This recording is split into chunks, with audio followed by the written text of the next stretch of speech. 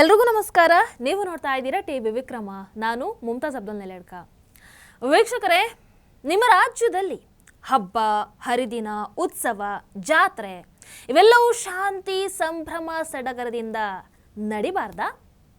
ನಿಮ್ಮ ರಾಜ್ಯದಲ್ಲಿ ಶಾಂತಿ ಅನ್ನೋದು ನೆಲೆಸಲೇಬಾರ್ದಾ? ನಿಮ್ಮ ರಾಜ್ಯದಲ್ಲಿ ನೀವು ಅಲ್ಪಸಂಖ್ಯಾತರಾಗಿದ್ರೂ ಕೂಡ ಬಹುಸಂಖ್ಯಾತರಾಗಿ ಮೆರಿಬೇಕಾ? ನಿಮ್ಮ ರಾಜ್ಯದಲ್ಲಿ ಪಾಕ ಪ್ರೇಮವನ್ನ ನೀವು ಪ್ರದರ್ಶಿಸಬೇಕಾ?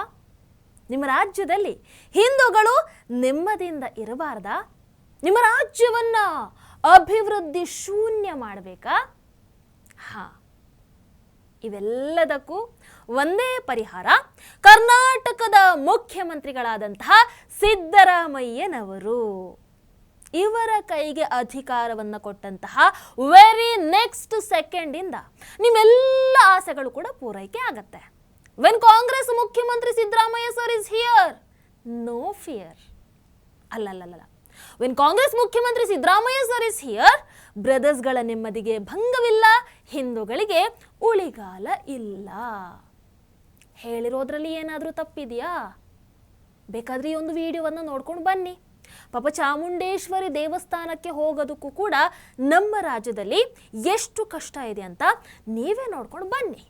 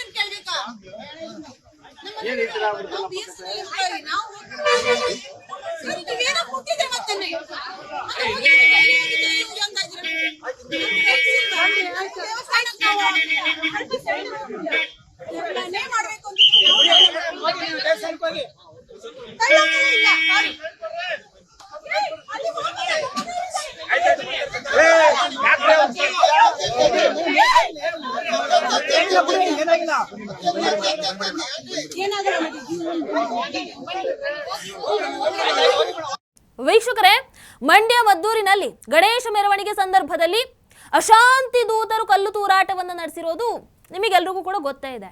ಈ ಬಾರಿ ರಾಜ್ಯದ 4 ಕಡೆ ಗಣೇಶ ಹಬ್ಬಕ್ಕೆ ಗಲಾಟೆ ಆಗಿದೆ. ಯಾಕೆ? ಯಾವ ತಪ್ಪಿಗೆ? ಕಳೆದ ಬಾರಿ ನೋಡಿದ್ರೆ ನಾಗಮಂಗಲದಲ್ಲಿ, ಈ ಬಾರಿ ನೋಡಿದ್ರೆ ಮಂಡ್ಯದಲ್ಲಿ, ಮುಂದಿನ ಬಾರಿ ಎಲ್ಲಿ ಅಂತ ದಯವಿಟ್ಟು ಈಗಲೇ ಹೇಳ್ಬಿಡಿ. ಯಾಕಂದ್ರೆ ನಮಿಗೂ ನೋಡಿ ಸಾಕಾಗ್ಬಿಟ್ಟಿದೆ. ಮುಂಜಾಗ್ರತಾ ಕ್ರಮವನ್ನಾದ್ರೂ ತಗೊಳ್ತೀವಿ ನಾವೇ. ನಾನು ನಿನ್ನೆ ಈ ನ್ಯೂಸ್ಗಳನ್ನು ನೋಡ್ತಾ ಇದ್ದಾಗ ಅನ್ಕೊಳ್ತಾ ಇದ್ದೆ, ನಮ್ಮ ರಾಜ್ಯದ ಮುಖ್ಯಮಂತ್ರಿಗಳು ನೋಡಿದ್ರೆ ಅಮಾಯಕರ ಪರವಾಗಿ ನಿಂತು ಬಿಟ್ಟಿದ್ದಾರೆ. ಅದೇನೋ ಹೇಳ್ತಾ ಇದ್ರಪ್ಪ, ಗುಂಪು ಕಟ್ಕೊಂಡು ಗಲಾಟೆ ಮಾಡೋಕೆ ಹೋಗಿದ್ದಾರೆ, ಅದಕ್ಕೋಸ್ಕರ ಅವರ ಮೇಲೆ ಲಘು ಲಾಠಿ ಪ್ರಹಾರ ಆಗಿದೆ ಅಂತ. ಗುಂಪು ಕಟ್ಟಿಕೊಂಡು ಗಲಾಟೆ ಮಾಡಕ್ ಶುರು ಮಾಡಿದ್ದಾರೆ. ಸೊ ಅದಕ್ಕೋಸ್ಕರ ಲಘು ಲಾಠಿ ಚಾರ್ಜ್ ಮಾಡಿದ್ದಾರೆ.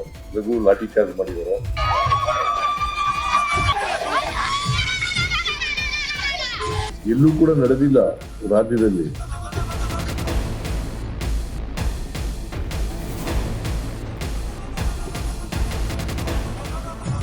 ಗುಂಪು ಕಟ್ಟಿಕೊಂಡು ಗಲಾಟೆ ಮಾಡಕ್ ಶುರು ಮಾಡಿದ್ದಾರೆ. ಅಂದ್ರೆ ಅವರು ಪಾಪ ಅಮಾಯಕರು. ಅವರೇ ಒಂದು ಭಾಷಣದಲ್ಲಿ ಹೇಳಿಲ್ವೇ, ಶಾಂತಿ ದೂತರು ಏನು ಮಾಡಲ್ಲ. ಇಸ್ಲಾಂ ಅಂದ್ರೆ ಶಾಂತಿ, ಮೊಹಮ್ಮದ್ ಪ್ರವಾದಿ ಅಂದ್ರೆ ಶಾಂತಿ ದೂತ. ಇಸ್ಲಾಂ ಅಂದ್ರೆ ಶಾಂತಿ, ಮೊಹಮ್ಮದ್ ಪ್ರವಾದಿ ಅಂದ್ರೆ ಶಾಂತಿ ದೂತ. ಇಸ್ಲಾಂ ಅಂದ್ರೆ ಶಾಂತಿ, ಮೊಹಮ್ಮದ್ ಪ್ರವಾದಿ ಅಂದ್ರೆ ಶಾಂತಿ ದೂತ. ಇಸ್ಲಾಂ ಅಂದ್ರೆ ಶಾಂತಿ, ಮೊಹಮ್ಮದ್ ಪ್ರವಾದಿ ಅಂದ್ರೆ ಶಾಂತಿ ದೂತ. ಬೈ ಚಾನ್ಸ್ ಈಗ ಕ್ರಮವನ್ನ ಕೈಗೊಳ್ತೇನೆ ಅಂತ ಹೇಳಿದ್ರು, ಆಮೇಲೆ ಏನು ಮಾಡ್ತಾರೆ ಅನ್ನುವಂಥದ್ದನ್ನ ಈ ಹಿಂದಿನ ಪ್ರಕರಣಗಳಲ್ಲಿ ನಾವು ನೋಡಿದೀವಿ.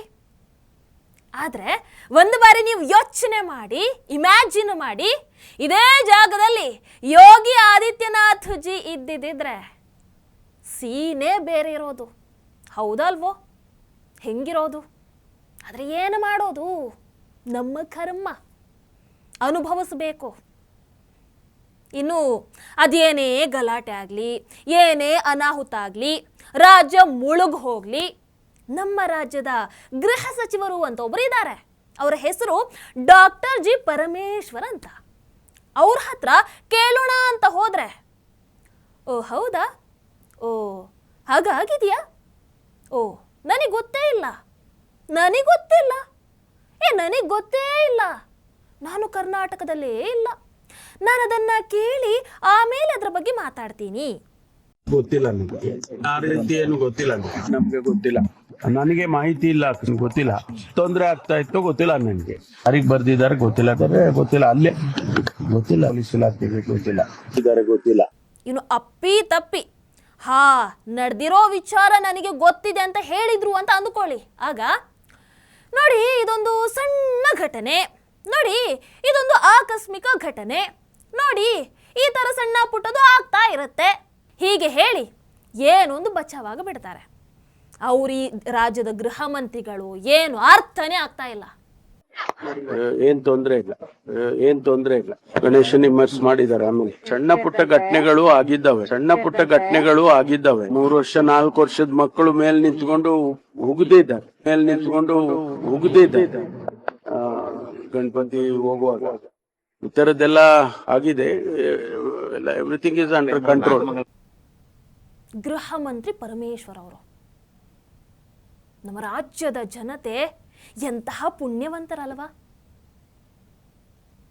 ವೀಕ್ಷಕರು, ಇನ್ನೊಂದು ಕಡೆ ನೋಡಿದ್ರೆ ದಸರಾ ಹಬ್ಬ ಉದ್ಘಾಟನೆಗೆ ಬಾನು ಮುಷ್ತಾಕ್ ಅವರನ್ನ ಕರೆಸಿ ಹಿಂದೂಗಳ ಭಾವನೆಗೆ ಧಕ್ಕೆ ತಂದಿದ್ದು ಸಾಕಾಗ್ಲಿಲ್ಲ ಅಂತ ಈಗ ರಾಜ್ಯದ ಜನರ ಭಾವನೆಗೆ ಧಕ್ಕೆಯನ್ನ ತರಲೇಬೇಕು ಅಂತ ಶಪಥವನ್ನ ಮಾಡಿರುವಂತಹ ಸಿದ್ದರಾಮಯ್ಯನವರು ಬೆಂಗಳೂರು ಮೆಟ್ರೋ ನಿಲ್ದಾಣಕ್ಕೆ ಸೈಂಟ್ ಮೇರಿ ಅನ್ನುವಂತ ಹೆಸರನ್ನ ಇಡೋದಕ್ಕೆ ಹೊರಟಿದ್ದಾರೆ. ನಾಳೆ ಜಮೀರ್ ಅಹ್ಮದ್ ಖಾನ್ ಅವರು ಬಂದು ಇದು ಬೇಡ, ಟಿಪ್ಪು ಸುಲ್ತಾನ್ ಆಗ್ಬಹುದು ಅಂತ ಹೇಳಿದ್ರೆ ಬದಲಾವಣೆ ಆಗುವಂತ ಚಾನ್ಸಸ್ ಇದೆ ಬಿಡಿ. ಯಾಕಂದ್ರೆ ಬಾಂಧವರ ಕಡೆಗೆ ಒಂದ್ ಸ್ವಲ್ಪ ಗಮನ ಜಾಸ್ತಿ ಅಲ್ವೇ ಸಿದ್ದರಾಮಯ್ಯನವರಿಗೆ. ಅದಕ್ಕೆ ಬೆಂಗಳೂರಲ್ಲಿ ಮೆಟ್ರೋ ಬರಬೇಕು ಅನ್ನುವಂತಹ ಆ ಕನಸನ್ನ ಮೊದಲ ಬಾರಿ ಕಂಡಿದ್ಯಾರು? ನಟ ಶಂಕರ್ ನಾಗ್ ಅವರು.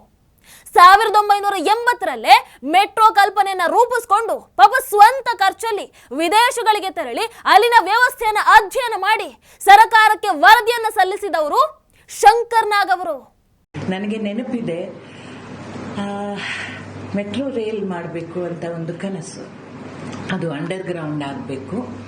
ಅದಕ್ಕಾಗಿ ಅವನು ಬೊಮ್ಮಾಯಿ ಅವ್ರ ಜೊತೆ, ಸೀನಿಯರ್ ಬೊಮ್ಮಾಯಿ SR ಬೊಮ್ಮಾಯಿ ಜೊತೆ ಲಂಡನ್ಗೆ ಹೋದ.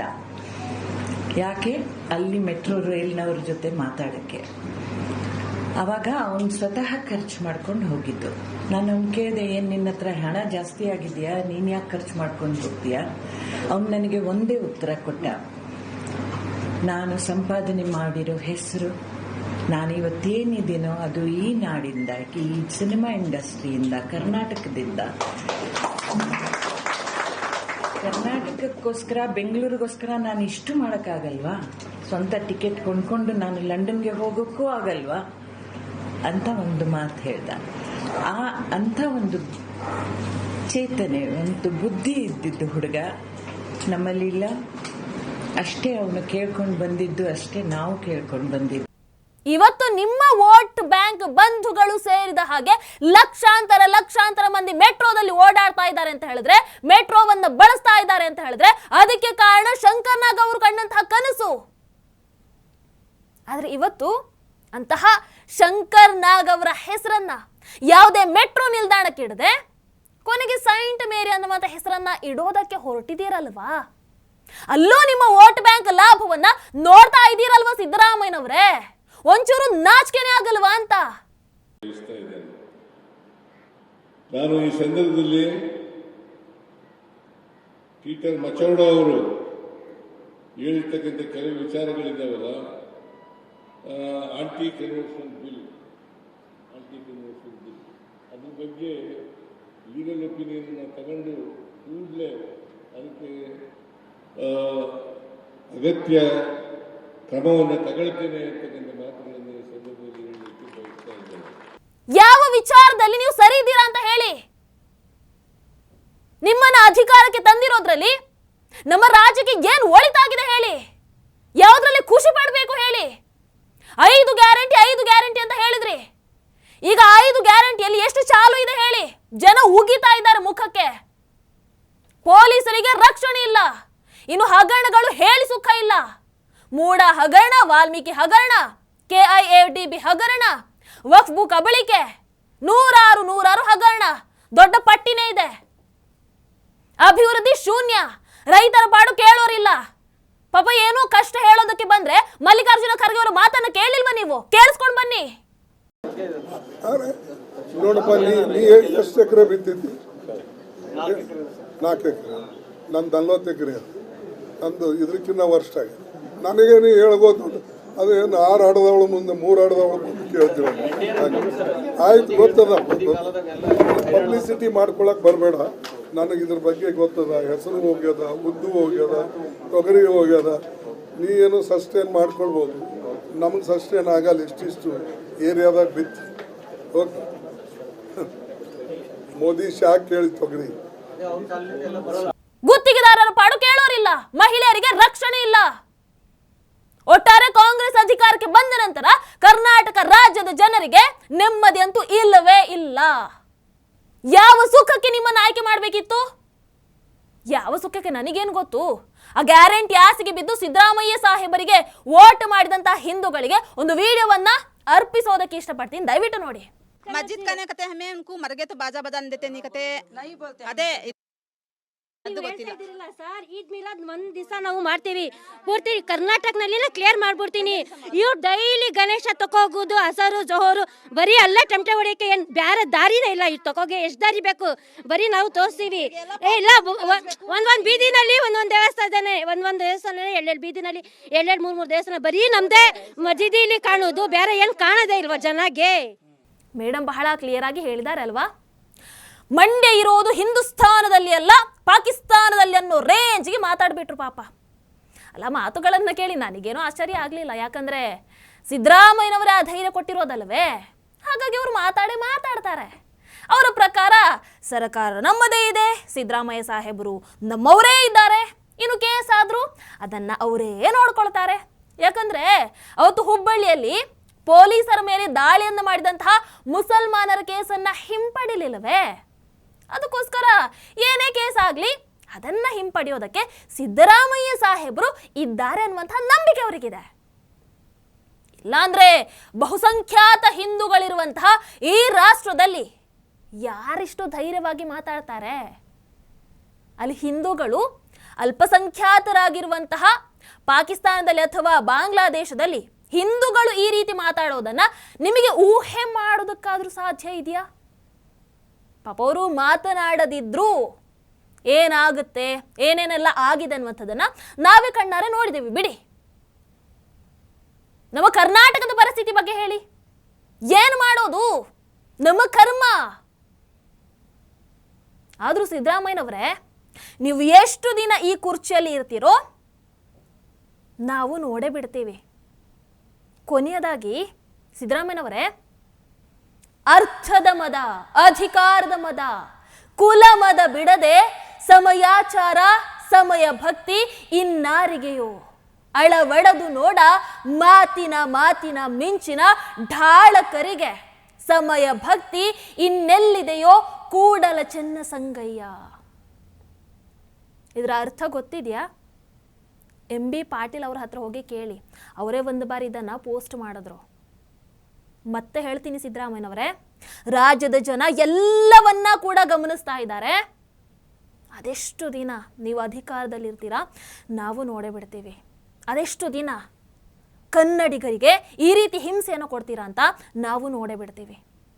ನಮಸ್ಕಾರ. ಟಿವಿ ವಿಕ್ರಮ, ದೇಶ ನಿಮ್ಮ ಕೈಯಲ್ಲಿ. ಈ ಕಾರ್ಯಕ್ರಮ ನಿಮಗೆ ಇಷ್ಟ ಆಗಿದ್ದಲ್ಲಿ ಲೈಕ್, ಶೇರ್ ಹಾಗೂ ಕಮೆಂಟ್ ಮಾಡಿ. ಟಿವಿ ವಿಕ್ರಮದ ಕಾರ್ಯಕ್ರಮಗಳನ್ನು ನಿರಂತರವಾಗಿ ವೀಕ್ಷಿಸಲು ಸಬ್ಸ್ಕ್ರೈಬ್ ಮಾಡಿ, ಬೆಲ್ ಐಕನ್ ಒತ್ತಿ.